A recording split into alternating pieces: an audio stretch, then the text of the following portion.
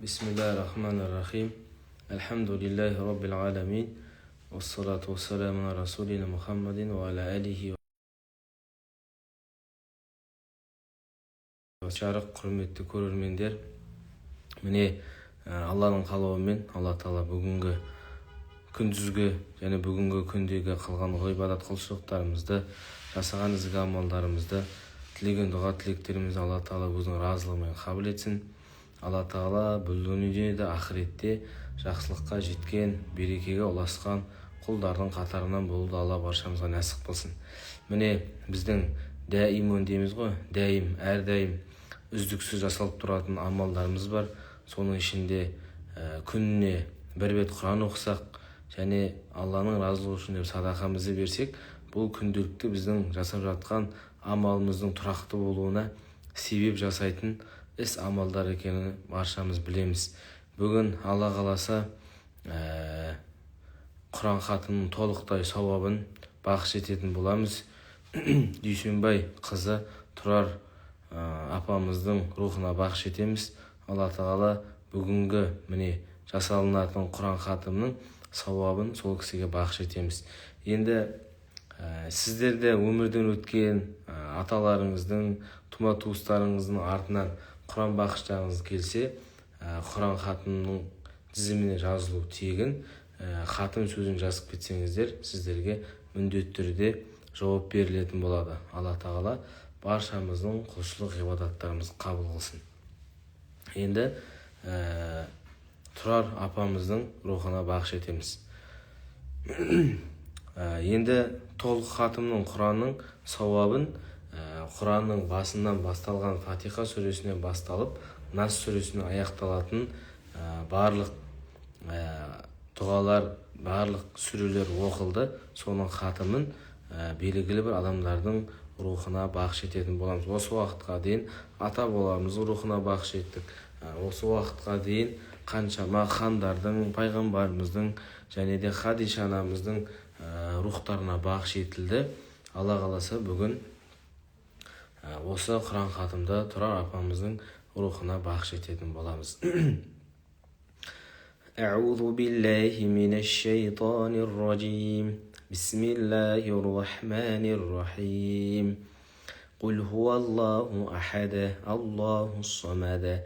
لم يلد ولم يولد ولم يكن له كفوا أحد بسم الله الرحمن الرحيم قل هو الله أحد الله الصمد لم يلد ولم يولد ولم يكن له كفوا أحد بسم الله الرحمن الرحيم قل هو الله أحد الله الصمد لم يلد ولم يولد ولم يكن له كفوا أحد بسم الله الرحمن الرحيم قل أعوذ برب الفلق من شر ما خلق ومن شر غاسق إذا وقب ومن شر النفاثات في العقد ومن شر حاسد إذا حسد بسم الله الرحمن الرحيم قل أعوذ برب الناس ملك الناس إله الناس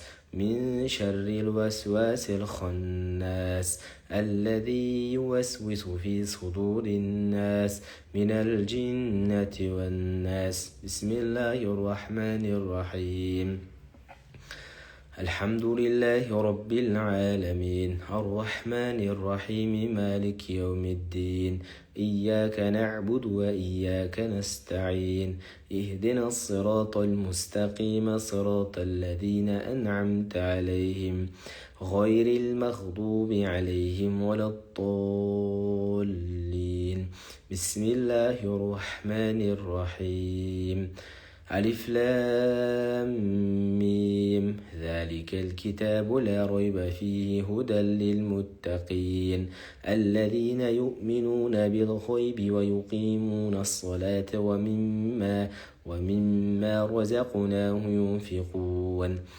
والذين يؤمنون بما أنزل إليك وما أنزل من قبلك وبالآخرة هم يوقنون أولئك على هدى من ربهم وأولئك هم المفلحون. صدق الله العظيم.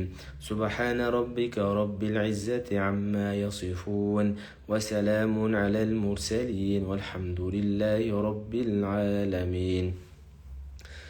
آمين. بسم الله الرحمن الرحيم. اللهم تقبل منا هذه الدعاء لختم القرآن. اللهم ارحمني بالقرآن واجعله لي إماما ونورا وهدى ورحمة.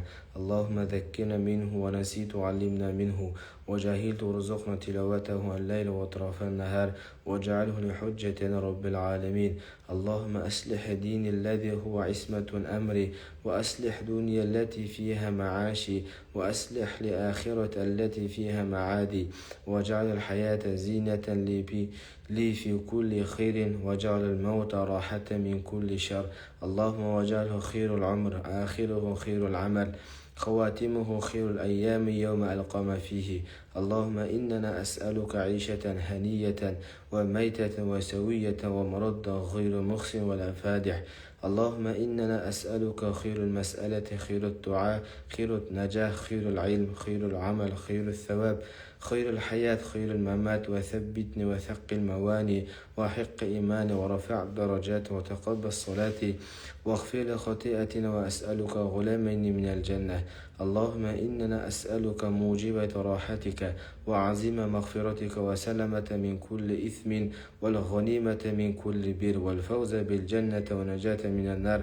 اللهم أحسن عاقبتنا في أمور كلها وأجرنا من خزي الطاغين عذاب الآخرة. اللهم أقسم لنا من خشيتك ما تحول بنا وبيننا وبين معصيتك ومن طاعتك ما تغلبون بها جنتك من اليقين ما تهون بها علينا مصائب الدنيا ومتع بأسماعنا وأبصارنا وقوتنا وحياتنا واجعله وارثين منا واجعله ثأرنا على من ظلمنا وانصرنا على من عادانا ولا تجعل مصيبتنا في ديننا ولا تجعل الدنيا أكبر همنا ولا مبلغ علمنا ولا تسلط علينا من لا يرحمنا. اللهم لا تدع لنا ذنبا إلا غفرته ولا هما إلا فرجته ولا دينا ولا حاجة من حوائج الدنيا والآخرة إلا قضيتها يا أرحم الراحمين. ربنا آتنا في الدنيا حسنة وفي الآخرة حسنة وقنا عذاب النار. وصلى الله على سيدنا محمد وعلى آله وصحبه أخيار وسلم تسليما كثيرا. Осы Құранның толықтай сауабын Дүйсенбай қызы Тұрар апамыздың рухына бақыш етеміз. Алла Тағала жатқан жерін жайлы, топырағын торқа, қараңғы жерін жарық қылғайсың. Осы қасиетті Құран нұрымен ол кісінің қабірін нұрландырып, ол кісінің қабірін жәннатта бақтан еткейсің. Алла Тағала осы Фатиха сүресінен басталып Нас сүресіне аяқталған толықтай хатымның дұғасын Тұрар апамыздың рухына бақыш етеміз. Алла Тағала осы дүниеде жасаған ізгі амалдарын, берген азды көп садақаларын Алла Тағала қабыл етіп, тозақтың отынан қабірдің азабына сақтағайсың. Артында алған тума туыс бала шаға ұрпақтарына, дендеріне саулық, отбасына аманшылық бер, істеріне, кәсіптеріне береке бер. Бұл өмірде істеген хайырлы амалдарын, бұл өмірде қылған хайырлы дұғаларын, бұл өмірде істеген хайырлы істерін, сауаптарын баршасын қабыл етіп, артында алған ұрпағына берекесін, хайырын, жақсылығын бергейсің. Алла Тағала осы фәни дүние жасаған әрбір аз көп садақаларын, жасаған ізгі амалдарын өзінің разылығымен қабыл ет.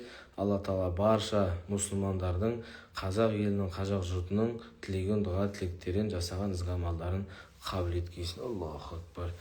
Міне осылай Құран хатымызды басынан соңына дейін оқып, арнайы бір хандарымыздың, сахабалардың, пайғамбарымыздың, тағы да басқа кісілердің рухтарына бақыш ететін боламыз.